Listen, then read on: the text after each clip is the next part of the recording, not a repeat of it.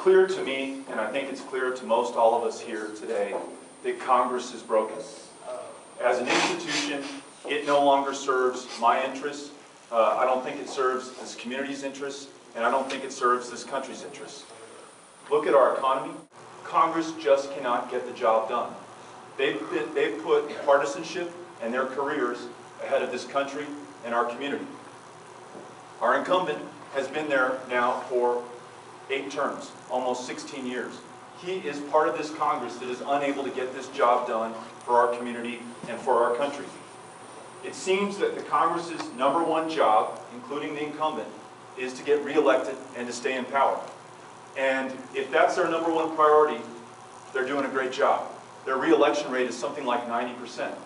And it makes a lot of sense when you look around you today. I see members of the Congressman's DC staff here at a political event, taxpayer expense, supporting the Congressman. So if you want taxpayer-funded campaigns, you've got them right here.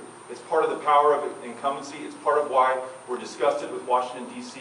It's part of why we need new leadership if we expect things to change there.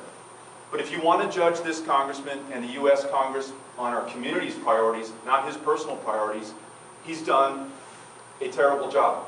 11% unemployment, the worst ranked VA system well into his career as our congressional representative, and not the most responsive or accountable person in terms of holding regularly scheduled meetings for constituents, for veterans, for the groups who depend on his leadership and his activity in the U.S. Congress.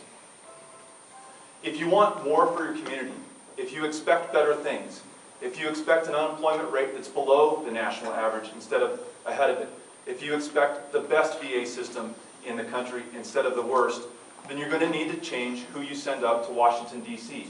I see great things happening at the local level, from local elected leaders to the business community to the nonprofit community. There's a wonderful transformation and an amazing spirit taking hold in El Paso today.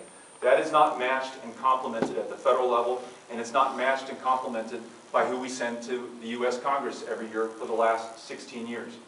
So I do not think it is in El Paso's interest, it is not in your interest or my interest, to send the same person back there for a 9th term, for a 17th and an 18th year.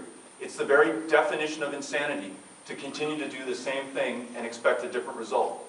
So if you want something better for this community, if you expect more out of yourself, out of our community, and out of our country, then I'm asking for your vote and your support and your help in this election, and I appreciate your consideration and your attendance today. Thank you very much.